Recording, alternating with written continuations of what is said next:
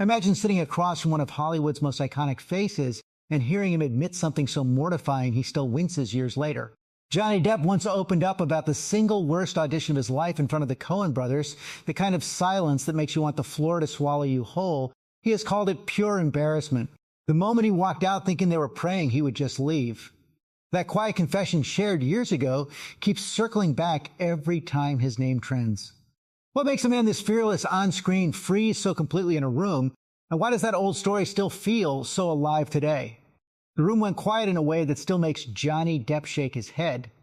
Whenever the memory surfaces, and he has told the story more than once with that mix of half a smile and genuine discomfort that only someone who lived it can carry, he was still early enough in his career that the idea of sitting down with the Coen brothers felt like pure electricity had reached out because he admired their work, the strange humor, the sharp edges, the way their films seemed to live in a world slightly tilted from the rest of Hollywood, and somehow they agreed to let him read he cannot even remember which project it was for anymore, and that detail alone tells you how completely the rest of the experience burned itself into him. What he does remember with painful clarity is the silence that followed whatever choices he made in that room. He has described it as mortifying, as embarrassing himself to new heights, as the kind of quiet that feels louder than any rejection speech. He stood there looking at their unmoving faces, and the only thought looping through his head was, how do I get out of this room? He has laughed about it later, saying he was pretty sure. The brothers were thinking the exact same thing. A few awkward words were exchanged, and then he left with a quiet, well, good, then thanks.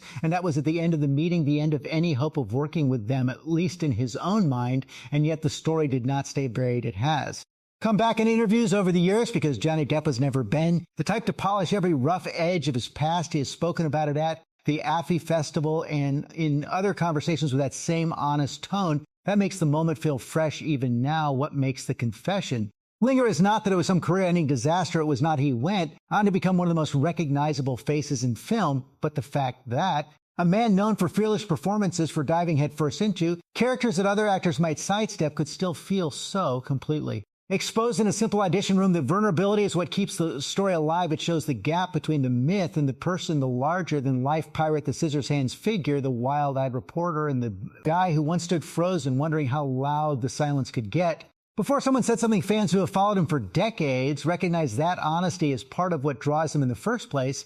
Johnny has never pretended the path was smooth. He has talked openly about how uncomfortable fame felt from the beginning, about the whispering. That started when he walked into rooms during the 21 Jump Street days, about how the attention never quite felt natural even after decades.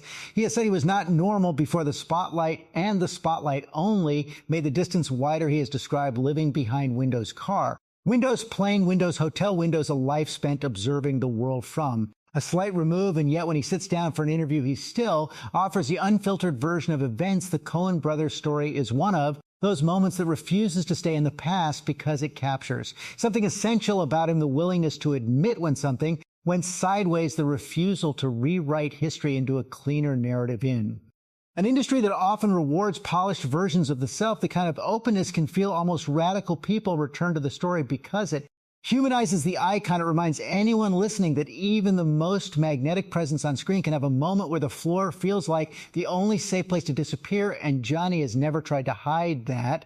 He has spoken about other early struggles with the same frankness, the way he felt like a young idiot at auditions, the sense that the whole process had less to do with real connection and more to do with performing on command. He has said the environment made him uncomfortable because it felt artificial, and that discomfort pushed him toward a different way of working. One that favored instinct over polished presentation. The Coen audition sits at the extreme end of that feeling, the place where the artificiality became almost unbearable, and the silence that followed became the loudest part of the memory. What keeps the confession coming back is the way it still colors how people talk about him every time anew. Project surfaces or an old interview gets shared again. Someone inevitably brings up that room and the frozen moment and the quiet exit, and instead of diminishing him, it seems to deepen the connection for those who have always seen the real person underneath the characters. There is something comforting in knowing that the same man who could disappear into Edward Scissorhands or Jack Sparrow once stood in front of two of the most respected directors in the business and felt like an absolute disaster. It makes the later triumphs feel more earned. It makes the risks he has taken over the years feel more intentional, because they grew out of a place that knew what failure in a small room could feel. Like Johnny has never claimed perfection. He has talked about the early Years with a kind of rueful affection, the Hellion days, the short fuse, the sense that he was figuring things out as he went, the Cohen story fits right into that timeline, a single afternoon that refused to fade because the embarrassment was so complete and so pure in a world that often demands constant confidence. That kind of admission lands with unusual force that is not dramatic in the way of courtroom revelations or public statements, that is smaller and somehow more lasting the memory of standing still while the silence stretched and the only escape was a mumbled thanks and a quick exit, the fact that he has chosen to share it more than once. He says as much about him as the story itself. He could have left it buried. He could have polished the anecdote into something lighter or skipped it entirely, but he keeps returning to it because it is true, and truth has always mattered more to him than image. That is the part that continues to resonate, the willingness to let the awkward moment live in public. The same way it still lives in his own head whenever someone asks about the worst audition or the most uncomfortable professional experience. The Coen brothers story surfaces again, and with it the reminder that even icons carry moments that make them want to disappear into the floor. The haunting is gentle rather than cruel. It is the soft return of a memory that refuses to stay quiet because it captures something essential about the man behind the roles, the gap between the confident performer and the human being who once felt completely exposed. And that gap is what keeps audiences coming back, not the perfection, but the honesty that allows the imperfect moments to breathe alongside the iconic ones. Johnny Depp has built a career on characters who exist slightly outside the ordinary, and in that quiet confession about a failed audition, he revealed that the man playing those characters has always understood what it feels like to stand a little outside the room himself. The story does not define him, but it refuses to leave him alone, and in the telling of it, again and again, he has turned an afternoon of pure awkwardness into something that feels strangely connecting, something that makes the larger-than-life figure feel a little more like the rest of us, the ones who have also known the sound of a silence that goes on just a little too long, the ones who have also wanted the floor to open up and take them somewhere safer. And in that shared understanding, the confession keeps doing its quiet work long after the original meeting ended, long after the mumbled goodbye and the exit from the room. It stays because Johnny never tried to erase it, and because the people who listen recognize the truth in it, the truth that even the most magnetic presence can have a moment where everything freezes and the only thing left is the hope that someone will finally speak and break the quiet before it becomes unbearable. That is the part that continues to haunt, not in a dark way, but in the way honest memories do, by refusing to stay buried and by reminding everyone who hears it that the man who has spent decades disappearing into other lives once stood completely visible in a room full of silence and somehow found a way to walk out of it and keep going, that the quiet that followed that audition never really left him. And over the years, it has become one of those private markers he carries, the way some people carry old scars that only ache when the weather changes. Johnny has returned to the memory in different conversations, always with the same mix of wry amusement and lingering discomfort, because the silence itself became the story more than any particular line reading or choice he made. In the room, what stands out when he tells it is the complete absence of performance, the moment when the usual tools he used to disappear into.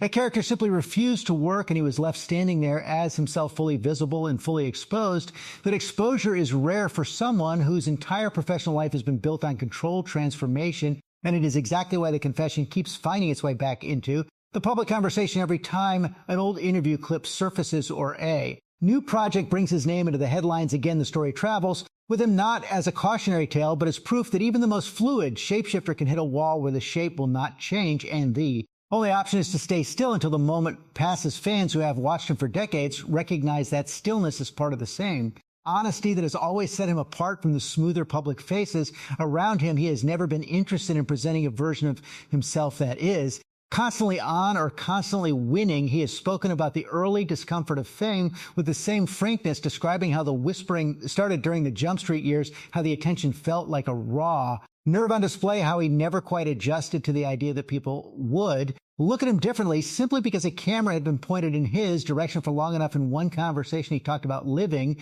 behind windows, the car windows, the plane windows, the hotel room windows, life spent observing rather than fully joining, and that description sits comfortably beside the Coen brothers' memory. Both are admissions of distance, of moments when the ordinary rules of connection felt suddenly unavailable, and yet instead of closing the door on those moments, he has kept them available for anyone willing to listen. The result is a public figure who feels oddly approachable even while remaining intensely private. The awkward confession does not diminish the work, it deepens it, because the same man who could freeze in a room full of silence is the same man who later found ways to pour that same vulnerability into Characters who lived on the edges of ordinary experience, the pirate who never quite belonged the scissors hands figure who wanted connection and could not risk touching anyone, the reporter who chased truth through a haze of excess. All of them carry traces of someone who understands what it feels like to stand outside the circle and still choose to step forward. The haunting quality of the old audition story comes from how cleanly it captures that tension, the desire to disappear into something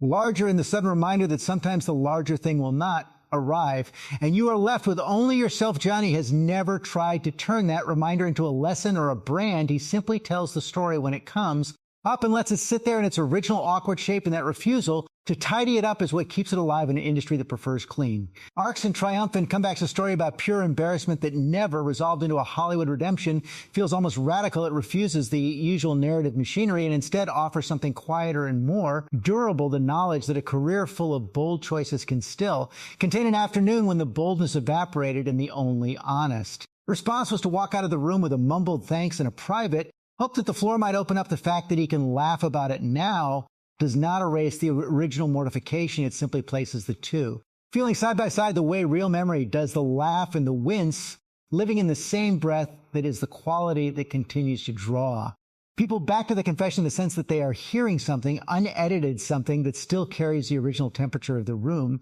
Decades later, when he talks about the early years, he often returns to the same theme, the feeling of being slightly out of place, even while succeeding, the sense that the process of auditioning itself felt artificial and disconnected from the real work of connecting with a story or a character. The Coen brothers experience sits at the far end of that, feeling the place where the artificiality became so complete that the only thing left was the silence and the desire to escape, yet instead of treating that moment as a failure to be forgotten, he has allowed it to remain part of the public record, and in doing so, he has given audiences a small window into the private cost of the work. The same window appears in other conversations when he describes the long stretch of years spent adjusting to a life that never felt entirely normal, when he talks about the strange math of fame that expects people who have lived under constant observation to somehow remain ordinary, when he admits that he was not ordinary before the cameras arrived, and the cameras only widened the distance. Those admissions do not arrive with bitterness. They arrive with a kind of quiet acceptance, the same acceptance that lets the old audition story surface without needing to be defended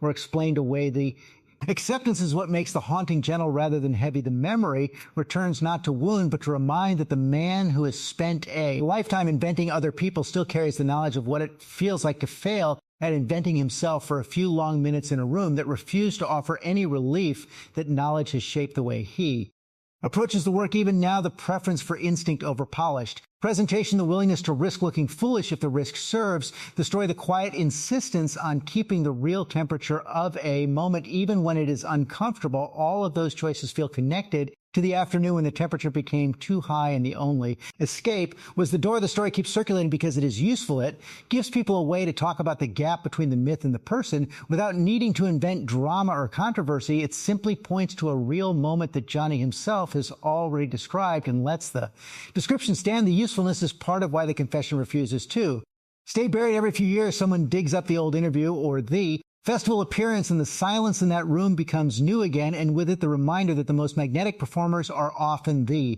ones who understand stillness, the ones who have stood inside an awkward pause long enough to know what it costs and what it reveals. The revelation in this case is simple and lasting, that even someone who can transform completely on camera can still meet a moment that refuses transformation, and the only honest response is to remain visible until the moment ends. Johnny has carried that visibility with him the same way he has carried the other quiet admissions, the discomfort with early fame, the sense of living behind glass, the knowledge that the ordinary rules never quite applied, and in carrying them openly, he has created a body of work and a public presence that feels less like a polished product and more like an ongoing conversation. The conversation includes the successes and the stumbles, the iconic roles and the afternoons that still make him wince, and that inclusion is what continues to matter. The Coen brothers story is only one chapter in a longer pattern of refusing to edit the record, and the pattern itself is what keeps the individual confession relevant. It is not the embarrassment alone that haunts it.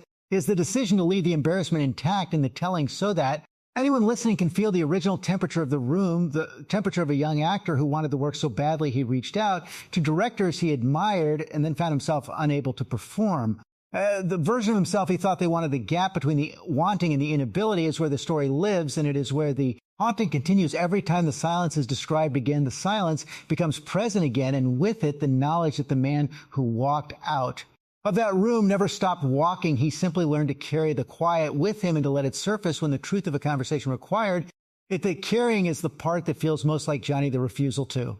Discard the awkward moments simply because they do not fit a smoother narrative, the insistence on keeping the full temperature of a life that has never been ordinary, and the quiet confidence that the people who stay interested will be interested in the real shape of things rather than the edited version. The real shape includes the frozen minutes in front of the Coen brothers and the long years of adjusting to a spotlight that never felt natural, and the later seasons of choosing projects that still allow room for the same instinct that once failed him in that room. The continuity between the early embarrassment and the later choices is what gives the confession its lasting weight. It is not a story about a single failed audition. It is a story about a way of being that has remained consistent even when the circumstances change. The consistency is what fans recognize and return to the sense that the same person who once stood in pure silence is the same person who continues to speak without polishing every rough edge, and in that recognition, the old memory keeps doing its quiet work long after the original meeting ended. It returns because it still feels true and because the truth of it still belongs